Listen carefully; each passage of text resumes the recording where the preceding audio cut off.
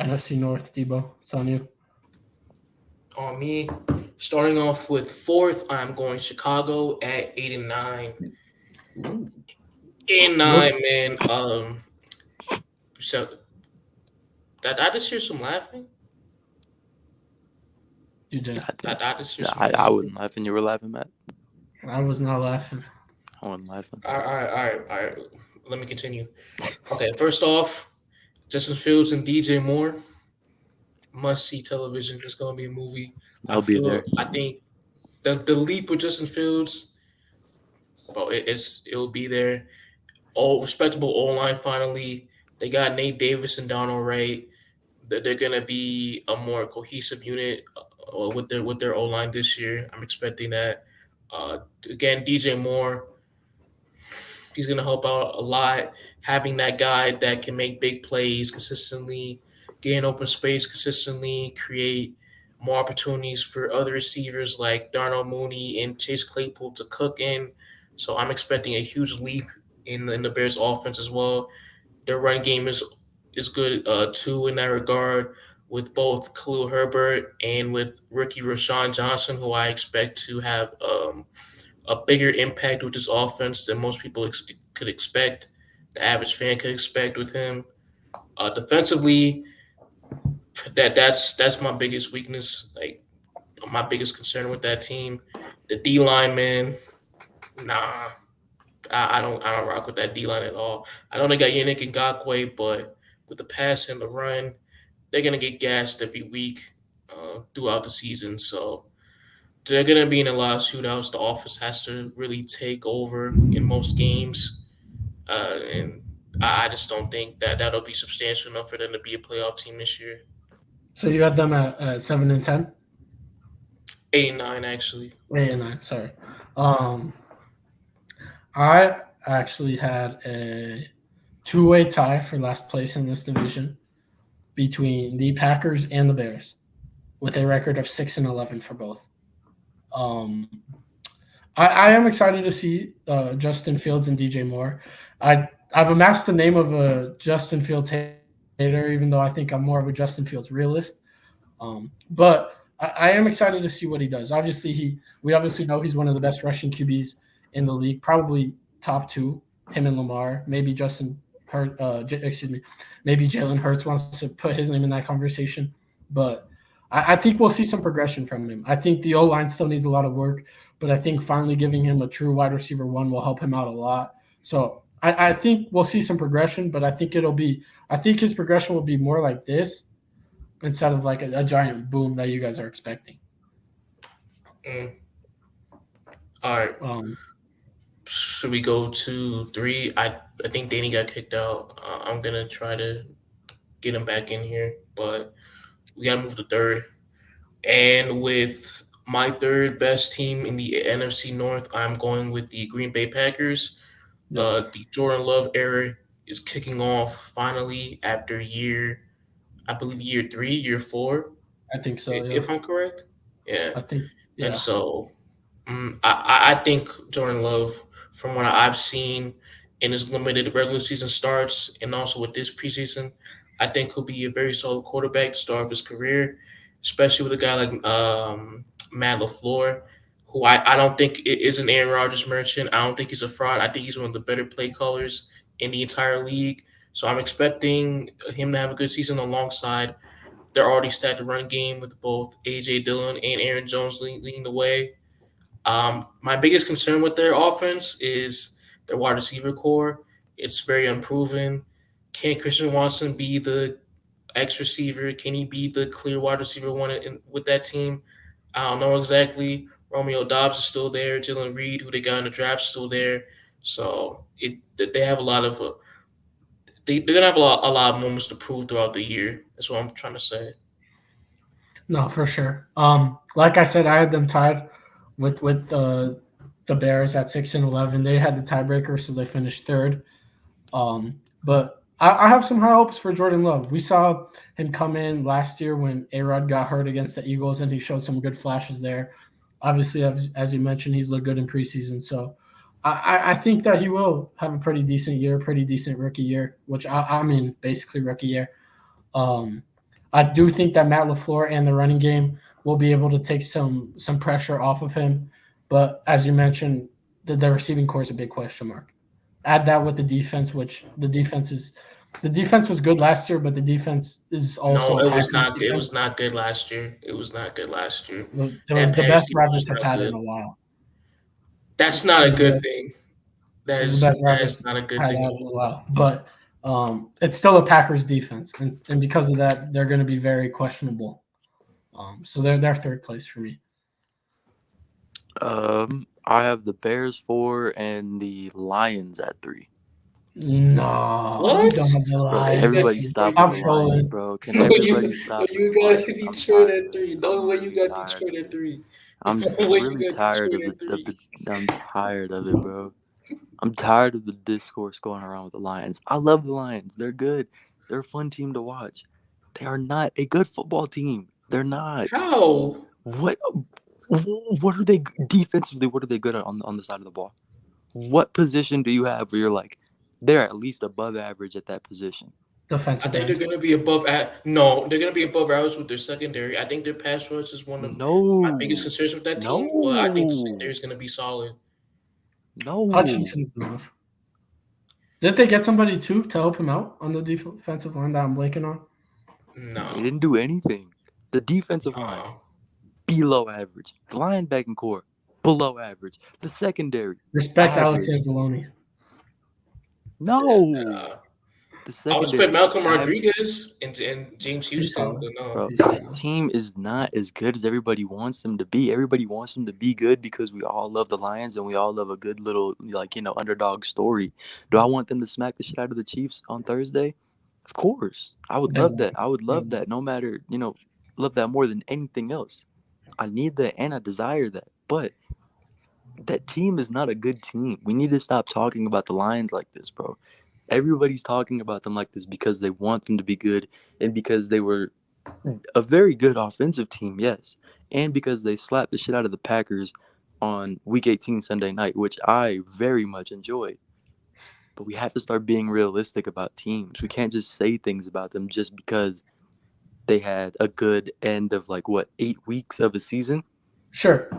That's fair. But what I would counter with and what I'd ask you is, look, their defense has questions. That's fair. But Yes. compared to the Packers, who also defense has questions, I would say that they have a lot less question marks on the offensive side of the ball, right? I mean, they have one of the best O lines. Jared Goff had a very good year last year. Amon-Ra St. Brown, we all had him inside our top 10 rankings. They have a very good running game with David Montgomery and Jahmyr Gibbs. And then they also just have good pieces all around. So, I would argue that they have, one, better coaching. I think that they have one of the best offensive coordinators in the league. I think Dan Campbell actually showed something last year, more than just being a good energy guy. And then their offense is stacked, in my opinion. So to me, they have a lot less question marks than a team like the Packers. Mm-hmm. So my question to you is, because I assume you have Packers second then? No, I actually have the Packers winning the division. Okay. Hell no. That's fine. But why do you have the Packers over the Lions then? Can I ask? The Packers over the Lions because I feel like their coaching is a lot more stable. I feel like everybody loves Dan Campbell because he's the, rah-rah guy, the, put it in your pipe and smoke it type of dude. But I feel like the Packers have a better coaching group outside of Ben Johnson. I think he's going to be a head coach next season. Yeah, he will be. But I like their coaching staff better. I like their defense a lot more than what people want to give the Packers defense credit for. I'm saying. Offensively, there's the big question mark about Jordan Love, but I think that he's ready and he'll be fine. I think that We he'll have high be. hopes. We have high hopes. Yeah. I think that it wouldn't be hard pressed to say that in a year's time, when we're looking back at this, he'll be the best quarterback in that division. No. I don't think that that's ridiculous to say. Nah, because you got regular season Kirk. It's not ridiculous to say. Is it ridiculous, Dibo? It's not ridiculous. It's not ridiculous. It's the wide receiver room.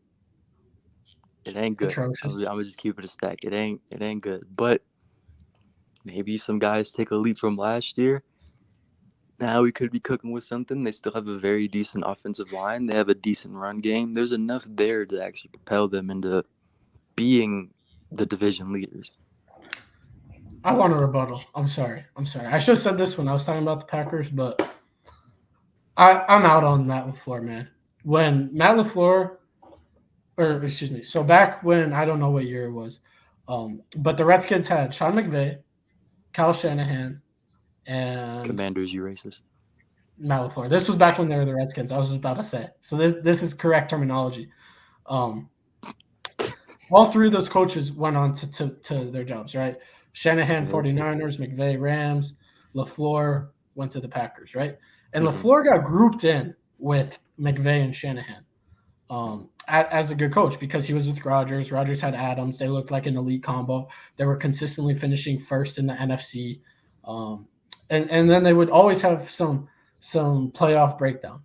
And then last year, obviously, the Packers didn't make the playoffs. And I think that everybody jumped the gun on Matt LaFleur. I think Matt LaFleur went into the best situation out of all three of them, and he did nothing. He did nothing, right? Sean McVay ended up with a Super Bowl ring. Kyle Shanahan went to Super Bowl and was Jimmy G and was a better quarterback than Jimmy G away from having a Super Bowl ring.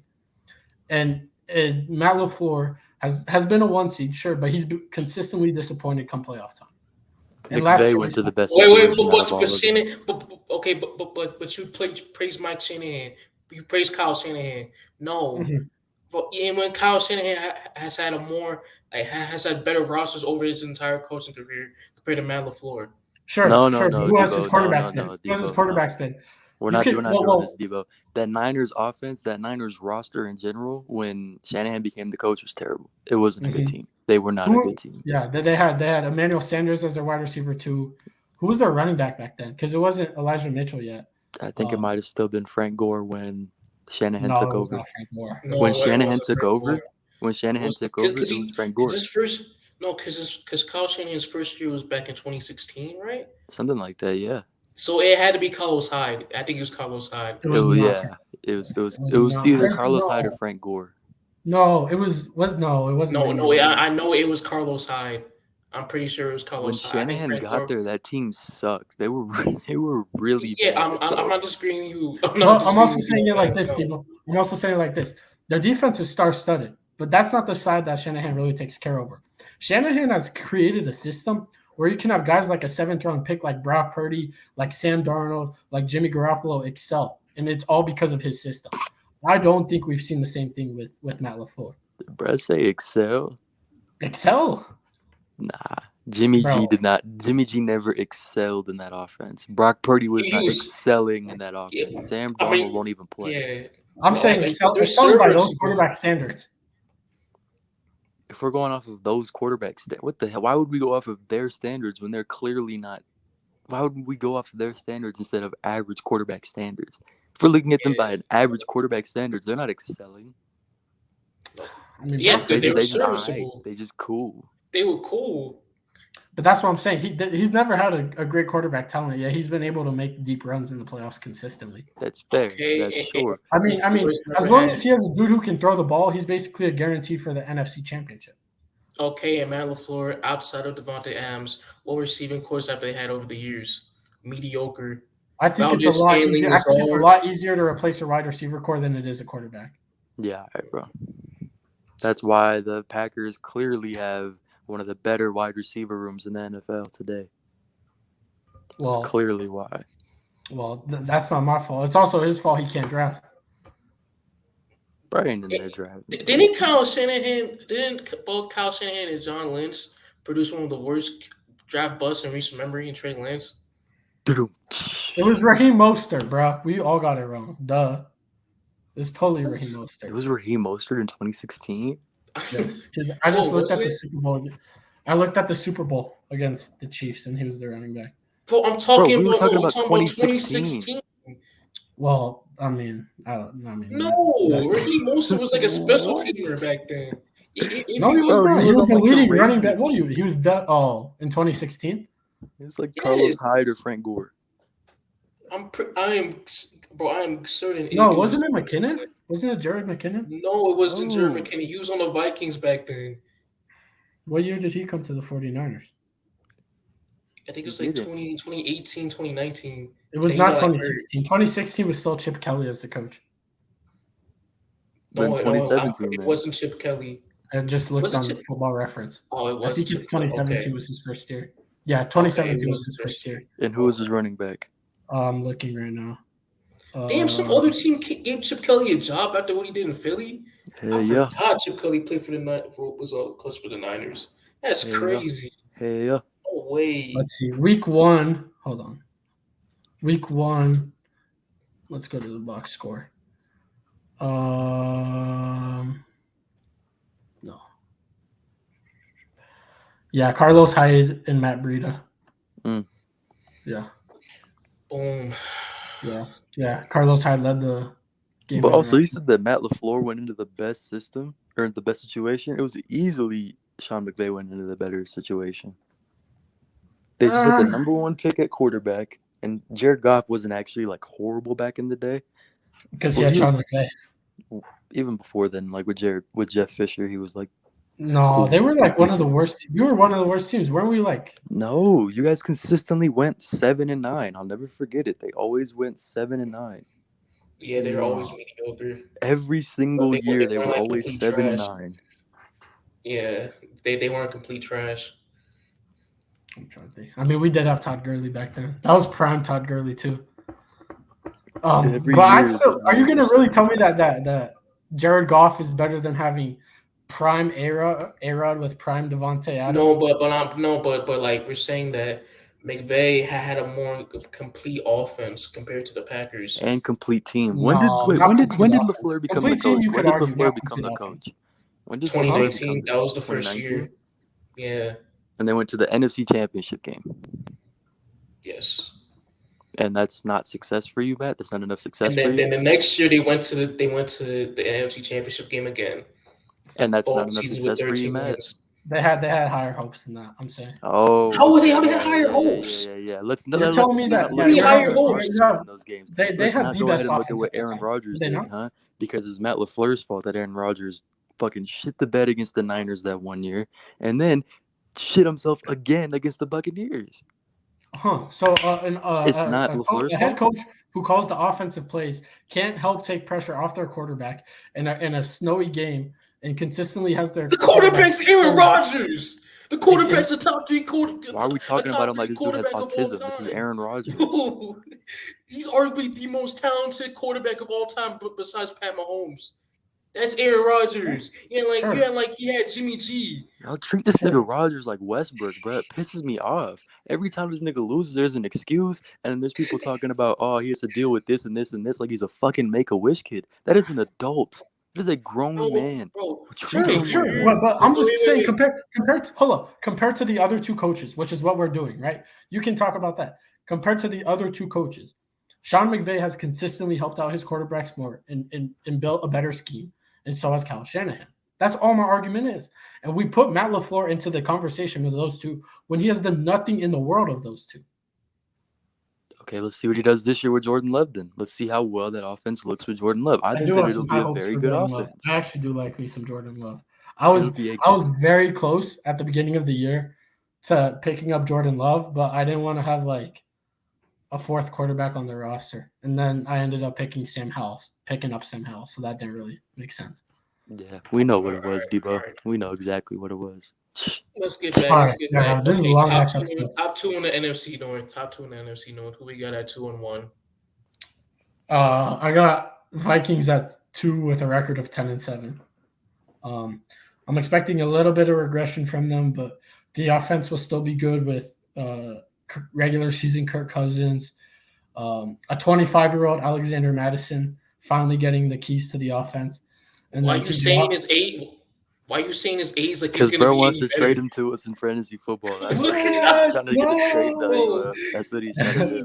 Go on, man. But TJ Hawkinson, shout out to TJ Hawkinson for getting a bag. And then obviously you got Justin Jefferson and a good ass coach in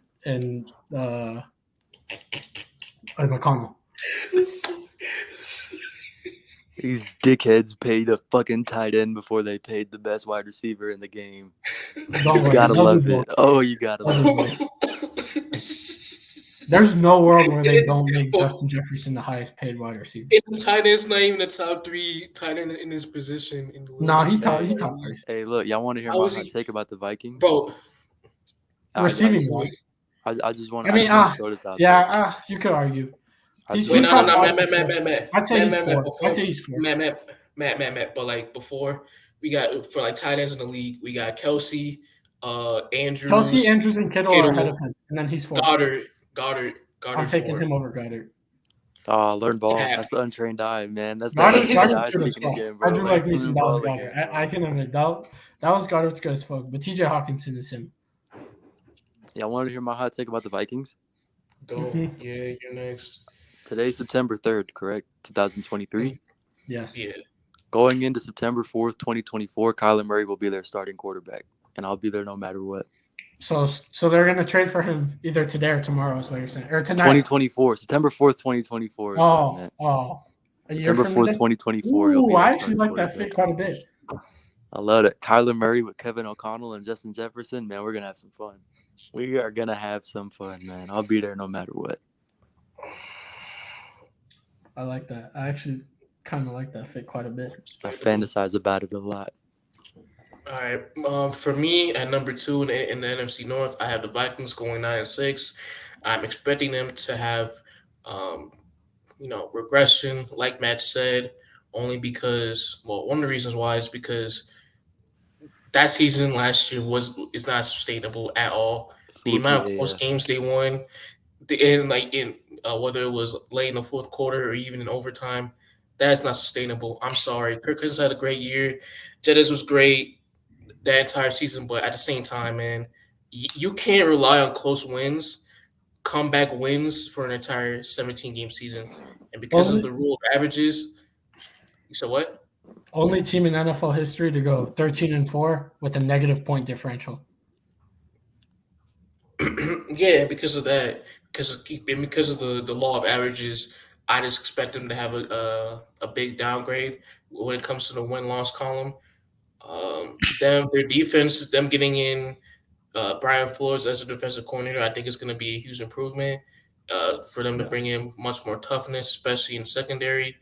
But at the same time, especially with their run game, no Dalvin Cook, they're making Alexander Madison the RB1, which I really don't like in that position. I just think that they'll barely miss the playoffs. I think Danny sent Adam back. Hold on. When we get Danny back, I have to ask him something. Hopefully he's still here. But yeah, that defense needs a rebuild. But getting Brian Flores was huge. But then that means that we both have the Lions at 1. I have them finishing with an 11-6 record. But man, it's finally time. It's finally time for them to be first. I love me some Amon-Ra. Running game will be great this year. Jared Goff looked very solid, which I'm happy to see. And man, I hope Dan Campbell does some cool stuff next year. Shoot, this man said he did join back. It says his device is not connected for some reason. No, we're back. And what's your question for me, Matthew? Yeah. Okay. Question for you. When Dalvin Cook was out, correct? Okay. Was Alexander Madison not the best plug-and-play running back for an injured RB1? Fantasy-wise. I don't really care. Oh, fantasy-wise, yeah, sure, yeah. I guess he's cool, yeah. That was my whole argument to Dibo. Fantasy-wise, that man was was a consistent 20-point per game scorer when Dalvin Cook went out. Yeah, but I wonder what defenses we're focusing on more. Justin Jefferson? What do you mean? Or Alexander Madison? And you have to wonder if you got the same respect from defenses as Dalvin Cook did. Because he didn't. Well, all I know is he'll get the workload, and that's all I really care about. Yeah. Yeah, but this is real life. Carries the game. I need that. But this is real life, and I don't think it'll be that great for running back for the rushing offense. He's not to be bad. completely honest. Behind that O line, kind of mediocre, especially in the passing game. I just don't think it'll I mean, Dalvin Cook wasn't really that good last year, though. No, he wasn't. But at the same time, I'd rather take Dalvin Cook right now than Alexander Madison. So Fair. Just But my opinion. that team needs a rebuild. That team needs a rebuild, and they have some exciting pieces that could kickstart that rebuild with guys like Justin Jefferson and T.J. Hawkinson. And if they get Kyler Murray, there's your young QB right there, and then you can build the defense through the draft and free agency, and voila. But they're trying to hold off on that rebuild, and they're not going to get the results that they want. All right. And then number one, let me start first again. I got the Lions coming in at 11-6. This is everybody's. This is everybody's most hyped team coming into the season, which I agree with those said people. Their offense, one of the most dynamic in the league. Last season showed that a lot. I think bringing in a guy like Jahmyr Gibbs to the rushing attack, massive improvement over DeAndre Swift. He is going to be an absolute stud, especially behind that O-line, which is absolutely stacked, led by Penei Sewell and Frank Ragnow. Wide receiving core, Jameson Williams, him going to be being out for the start of the year. That worries me a little bit with how much explosiveness they're going to have with their receiving weapons. But I think Amon St. Brown by himself will be enough just to lessen the load before he comes back. And then defensively, I have issues with that pass rush outside of Aiden Hutchinson, but at the same time, their secondary with C.J. Gardner-Johnson, that's going to be a big help as well. And in conclusion, I think Detroit, they're going to be one of the dark horse contenders for a deep run this year, and they're going to get 10-plus wins. Lovely. I agree. I said it before, but I agree. We talk about a team that hasn't made the playoffs since fucking Tupac was alive, making a deep run. Yeah, they should have traded for Lamar, Danny. Huh? They should have traded for Lamar back. They should have hella traded for Lamar, man. Nah, Jared Goff's that guy, man. He got it. He's solid, but he's not fucking Lamar. Jared Goff's that guy. Y'all gonna learn about Jared Goff. Y'all gonna learn. I mean, Jared Goff, from his career resume, when Jared Goff has respectable coaching and weapons around him, he's a very good quarterback. Yeah, but we'll see how he does very good. next I'm year. sure he was a very Johnson. respectable quarterback his last few years in Los Angeles.